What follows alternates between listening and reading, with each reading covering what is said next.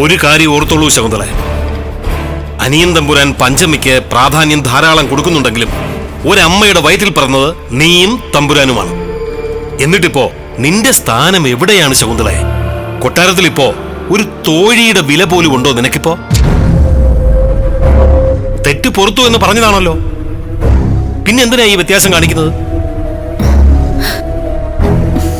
ക്ഷേത്രകർമ്മങ്ങൾക്കിടയിൽ നമുക്ക് എന്തോ ഒരു സ്ഥാനം വിധിച്ചു തന്നു എന്ന് കേട്ടു. പേരിനൊരു പദവി, അത്രേ ഉള്ളൂ. ഞാനിപ്പോ എന്താ വേണ്ടത്? ഈ തിരക്കുകൾക്കിടയിൽ അനിയൻ തമ്പുരാനെ സ്വസ്ഥമായിട്ടൊന്നും കിട്ടുന്നുകൂടിയില്ല.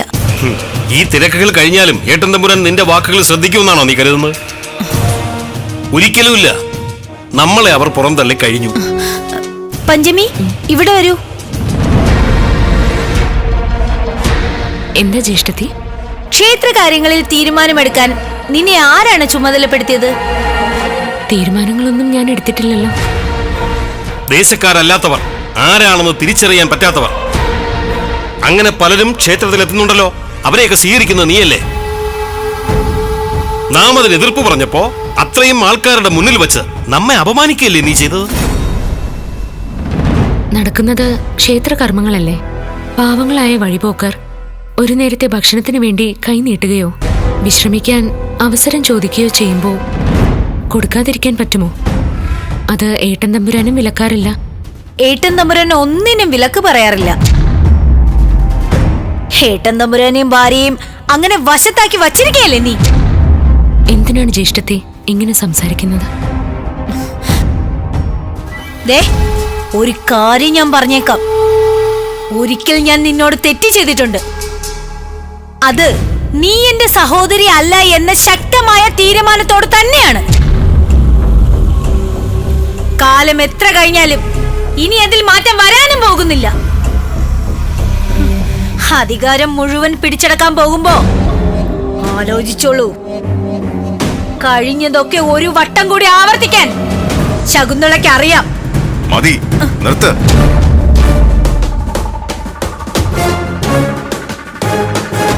ഉപദേശിച്ചാലും ശിക്ഷിച്ചാലും പ്രയോജനമില്ലാത്തവർ കുറെ പേർ ഈ ഭൂമുഖത്തുണ്ട്. എന്ത് ചെയ്യാം? പരിശുദ്ധമായൊരു കർമ്മത്തിന്റെ പാതയിൽ നിൽക്കുന്നോണ്ട് പഞ്ചമിയോട് പറഞ്ഞതിനൊന്നും ഇപ്പൊ നാം മറുപടി പറയുന്നില്ല. പക്ഷേ ഒന്നോർത്തോളൂ, പഞ്ചമിക്ക് നീതി കൊടുക്കുന്നതിൽ ദേശമംഗലത്ത് തമ്പുരാന് പിഴവ് പറ്റിയിരിക്കുന്നു. സ്വന്തം സഹോദരി നിറവുകേട് കാണിച്ചാൽ ഇനി ഒരിക്കലും ശിക്ഷയ്ക്ക് ഇളവുണ്ടാകില്ല. താങ്കളോടും കൂടിയാ പറയുന്നത്.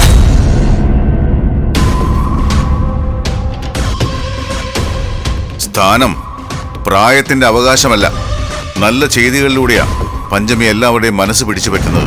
തമ്പുരാൻ നീണാൾ വാഴട്ടെ. നാടെങ്ങും ശുഭവാർത്തയാണ്. അതിർത്തി കടന്നുപോയ നമ്മുടെ പ്രജകളെല്ലാം കൂട്ടത്തോടെ തിരിച്ചെത്താൻ തുടങ്ങിയിരിക്കുന്നു.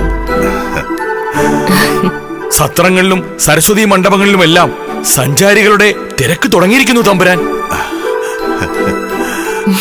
എന്തിന്? വർഷങ്ങളായി ദേശമംഗലത്തേക്ക് എത്താതിരുന്ന ദേശാടന കിളികൾ പോലും തിരിച്ചെത്തിയിരിക്കുന്നു.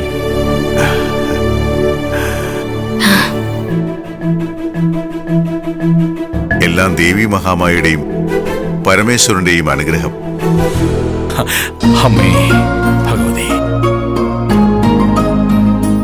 എല്ലാവരും പൂജാവിധികൾ നന്നായി പൂർത്തിയാക്കുന്നതിൽ മാത്രം ശ്രദ്ധ കേന്ദ്രീകരിക്കുക. അതാണ് എല്ലാവർക്കും അഭികാമ്യം.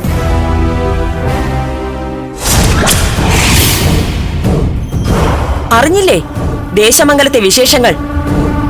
ഇന്ന് രാത്രി ആട്ടവും പാട്ടവുമായി ദേശമംഗലത്തിന്റെ ഉത്സവം നടക്കുന്നു. വിശേഷാൽ പൂജയുടെ ഒടുക്കം ദേവീ ചൈതന്യം ദേശമംഗലത്ത് അലയടിക്കും. അത് സംഭവിക്കുന്നില്ലെന്നല്ലേ മാതുലന്റെ വാക്ക്? കുഞ്ഞിനെ കൊണ്ടുവരാൻ ആളെ അയച്ചു എന്ന് മാതുലൻ പറഞ്ഞത് കള്ളമാണ്. ദേശമംഗലത്തിന്റെ മണൽത്തരി അനങ്ങിയാൽ പോലും അത് ഇവിടെ എത്തിക്കുന്ന വിമല പോലും അങ്ങനെ ഒരാളെ കണ്ടിട്ടില്ല. പിന്നെ ആരാ? മാതുലൻ ക്ഷമിക്കണം. സൈരന്ധ്ര അറിവില്ലായ്മ കൊണ്ട്. അറിവില്ലായ്മയല്ല, അഹങ്കാരം കൊണ്ടാ. അതേ മാതുല, ഞാൻ അഹങ്കാരിയാ. സേനാപതിയുടെ മകളെന്ന പേരിലും മാതുലന്റെ മരുമകൾ എന്ന പേരിലും ഞാൻ അഹങ്കാരി തന്നെയാ. തോറ്റു പോകുമ്പോൾ കോപമുണ്ടാകുന്നത് സ്വാഭാവികം. ഇനി എന്തു പറഞ്ഞാണ് മാതുലൻ ഞങ്ങളെ ആശ്വസിപ്പിക്കുന്നത്? അതോ മാതുലനും പുറപ്പെട്ടു പോകുന്നുണ്ടോ ദേശമംഗലത്തിന്റെ ഉത്സവരാവിൽ? വാക്കുകൾക്ക് ലക്ഷ്യം പിഴയ്ക്കുന്നില്ല. എറിഞ്ഞുകൊള്ളിക്കേണ്ടത് എവിടെയാണെന്ന് കൃത്യമായിട്ട് അറിയാൻ നിനക്ക്. ദേശമംഗലത്തിന്റെ ഉത്സവം മുടക്കാൻ നാം നിന്നോട് പറഞ്ഞോ? ഇല്ല. ദേശമംഗലത്ത് അത്ഭുത പ്രവർത്തികൾ എന്തെങ്കിലും നടക്കുമെന്ന് ഞാൻ പറഞ്ഞു? ഇല്ല. പറഞ്ഞത് ഒരേ ഒരു കാര്യം, വിഷ്ണുദത്തന്റെ കുഞ്ഞ് ഈ ബലിത്തറയിലെത്തുമെന്ന്. അത് സംഭവിച്ചില്ലെങ്കിൽ മാത്രമാണ് ഈ പ്രതിഷേധത്തിനൊക്കെ നിനക്ക് അവകാശം.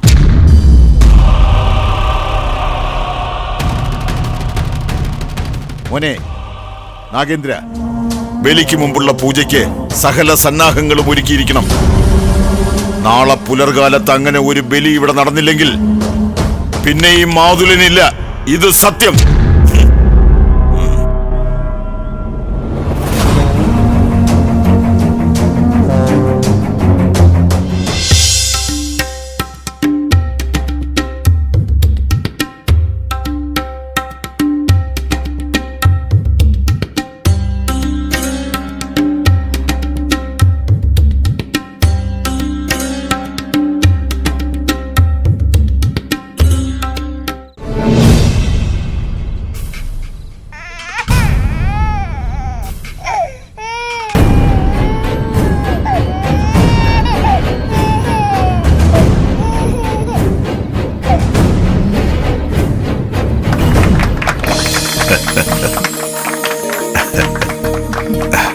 അതിഗംഭീരമായിരിക്കുന്നു. ഇതിനേക്കാൾ വലിയൊരു ആഘോഷം ദേശമംഗലത്ത് അടുത്ത് നടന്നിട്ടില്ല. ഇത്രയും നാൾ ദേശാന്തരത്തിലായിരുന്നല്ലോ. ഇതൊന്നും മറന്നുപോയില്ല എന്നുള്ളത് ഈശ്വരന്റെ അനുഗ്രഹം. അല്ലാതെ എന്തു പറയാൻ. പഞ്ചമി ഏതായാലും ദേവിയുടെ ചൈതന്യത്തിലായിരുന്നല്ലോ. ഐശ്വര്യം കാണായിരുന്നു. സുധാമണി, കുഞ്ഞിനെ ഒന്ന് നോക്കൂ.